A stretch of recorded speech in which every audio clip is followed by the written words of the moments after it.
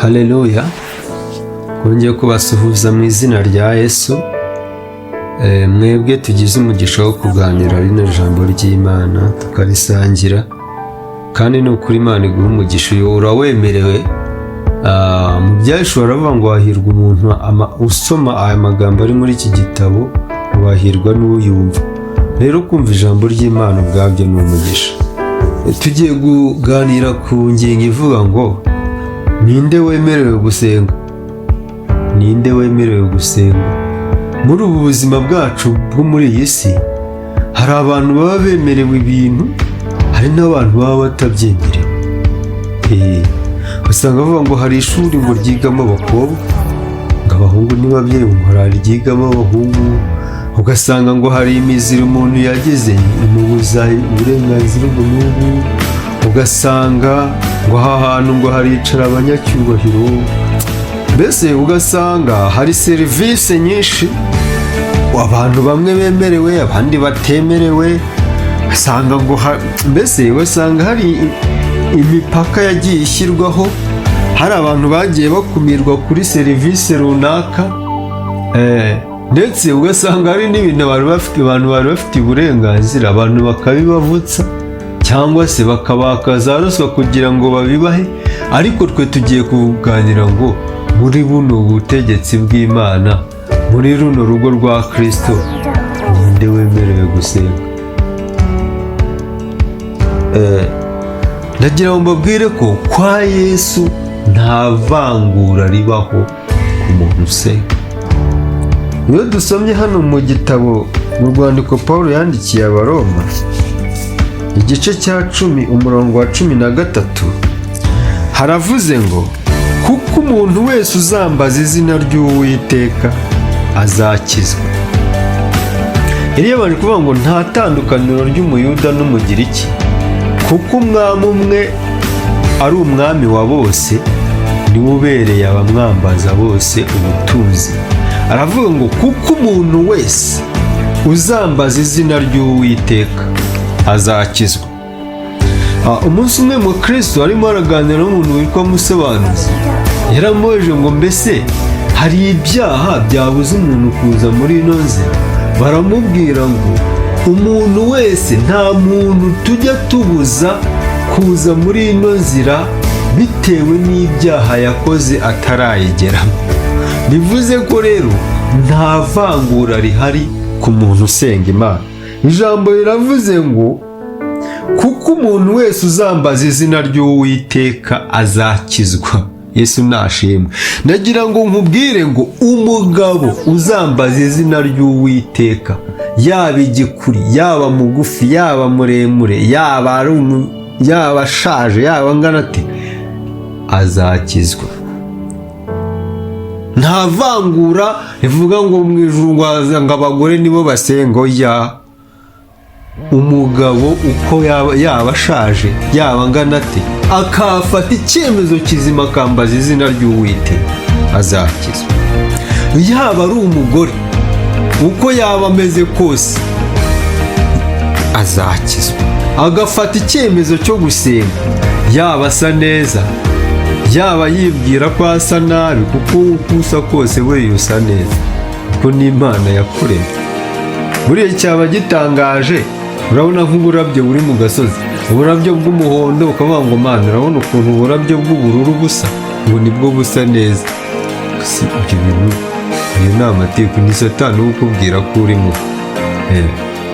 Ndajya mubwire ngo yaba umugabo yemerewe gusenga, yaba umugore yemerewe gusenga, yaba umwana mutoya. Umuririmbyi yaravuze ngo ndetse n'umwana muto uzi gusenga Imana ntabwo azagira ubwoba, azafashwa no gusenga. Hari umwana witwa Samweli, ngo Samweli akura, ngo ubuhanuzi ngo muri icyo gihe ngo ijambo ry'Imana ryari ingume, ngo nta buhanuzi buhari bwari bweruye, kandi harimo abasaza bashaje ari abanyamasengesho, harimo abantu basazanye impano. Ariko Samweli ngo amaze kugenda akura akiri n'umwana mutoya, kubera guca bugufi no kuba mu bihe byo gusenga, Imana iramuhamagara ivugana nawe, isize abasaza, isize ba Eli ivugana nawe. Rero ndagira ngo mbwire ngo niyo waba uri umwana, wemerewe gusenga. Kandi ntago Imana ivuga ngo ngishyizeho ngo ibyiciro ngo by'ubukire ngo abangaba bameze batya nibo bemerewe gusenga. Waba uri umuhanya, waba uri umutindi nyakujya, wemerewe gusenga. Waba uri umukungu, wemerewe gusenga. Waba wifashije, wemerewe gusenga. Waba uri umukire, wemerewe gusenga. Waba uri umuherwe, wemerewe gusenga. Waba wikorera, wemerewe gusenga. Waba ukora akazi ko mu rugo, wemerewe gusenga. Waba uri umukarani, wemerewe gusenga. Akazi kose ukora, umukozi n'umukoresha bahurira ku Mana imwe, bose basenga. Mu cyiciro cy'ubuzima waba urimo, niyo waba urara mu muferege, wemerewe gusenga. Isengesho ryawe ntago rijya rizitirwa n'icyiciro cyawe cy'ubuzima. Ntago isengesho rigezeyo baribaza ngo ugusenza afite miliyoni zingahe kuri konti. Ntago isengesho baribaza ngo ukora he. Ntago isengesho baribaza ngo uvuka kwande. Ntago isengesho baribaza ngo wize he. Ntago isengesho baribaza ngo wakoze he. Ntago isengesho Imana igira ibaza ngo uturutse mu kihe gihugu. Ntago isengesho baribaza ngo mbese uturutse ahantu hameze hate. Umuntu uraye ahantu heza azasenga yumvwe, n'umuntu uraye hasi azasenga yumvwe. Umuntu uri muri gereza azasenga yumvwe, n'uwamufunze nawe azasenga yumvwe. Nagira ngo mbabwire ngo amasengesho yose Imana igira gute? Irayumva. Rero umuntu wese yemerewe gusenga. Umwarimu arasenga, n'uwo yigisha agasenga. Ubwire ngo abantu bose bemerewe kugira gute? Gusenga. Ese ashimwe. Ikindi, niyo waba ufite ibyaha bimeze gute, iyo ufashe umwanzuro wo kuza gusenga, ntabwo Yesu ajya kwigezayo. Buriya Yesu niwe nabonye, ntabwo ajya yinuka abantu ngo ariko ngo arasate. Ibyo bintu ni ibyawe wowe w'umunyabyaha udafiteyo. Umunsi umwe ngo ababembe baje bamusanga, ngo arababwira ngo muze munsange. Ntiyabinuka, ntiyagira gute, baravuga ngo tubabarire. Arangije arababwira ngo mugende mwiyereke umutambyi, ngo bakigenda barakira. Iyo dusomye hano mu ijambo ry'Imana riri muri Luka igice cya 18 dore ku murongo wa 13, haravuze ngo naho uwo mukoresha w'ikoro ahagarara kure, ntiyahangara no kubura amaso ngo arebe mu ijuru, ahubwo yikubita mu gituza ati Mana mbabarira kuko ndi umunyabyaha. Ndababwira yuko uwo muntu yamanutse ajya iwe ari we utsindishirijwe kuruta wa wundi, kuko uwishyira hejuru azacishwa bugufi, ariko uwicisha bugufi azashyirwa hejuru.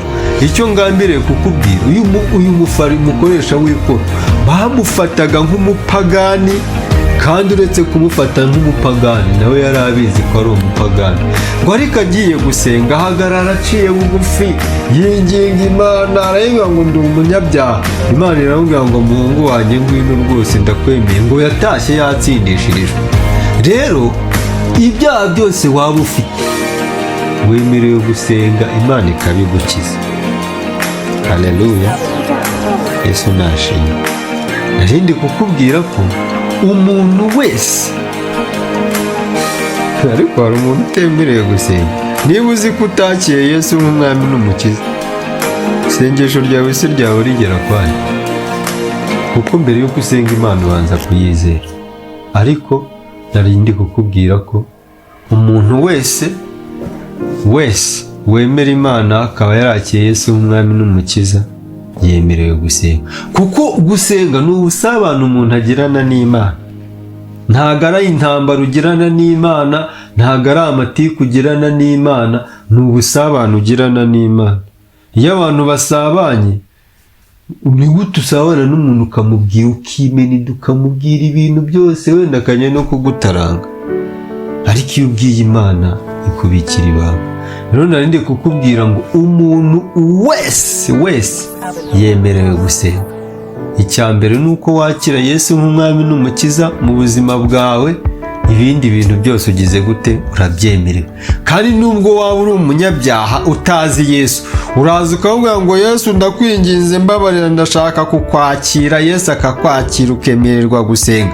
Ndagira ngo kandi nsengane nawe wumvishe rino jambo utarakira Yesu nk'umwami n'umukiza. Ubwo ijambo ryarambwiye ngo isengesho ry'umunyabyaha ni ikizira imbere y'Imana. Niyo mpamvu y'Imana ikubonye uje usenga ariko usaba imbabazi. Twabonye ko no mu gusenga harimo gusaba imbabazi. Ndagira ngo urebe wowe utarakira Yesu nk'umwami n'umukiza, amasengesho yawe rwose ntabwo azumvwa pe. Ntabwo azumvwa. Ni nko kuvuga ngo uri umunyarwanda utagira irangamuntu, uri mu nzererezi. Reka rero dufatanye gusenga. Ariko wowe babeshye ukihinda ngo sinemerewe gusenga, ntabwo amasengesho ari ay'abana b'abapasiteri, ntabwo ari ay'abapasiteri gusa, mbese abantu bose bemerewe gusenga. Mana nziza, turagushimye kuri Imana. Imana nziza, ntabwo ujya ushyiraho amacakubiri, nta vangura ugira. Ijambo ryaravuze ngo umuntu wese wubaha Uwiteka agakora ibyo gukiranuka aramwemera.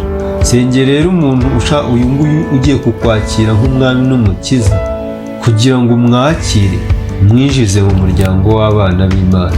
Kandi uyu muntu nawe wari wararetse gusenga, yumva aho ari gusenga atari ibye, nawe turamusengeye kugira ngo yumve ihumure, amenye ko no gusenga nawe ari ibye. Mu izina rya Yesu urakoze. Amen.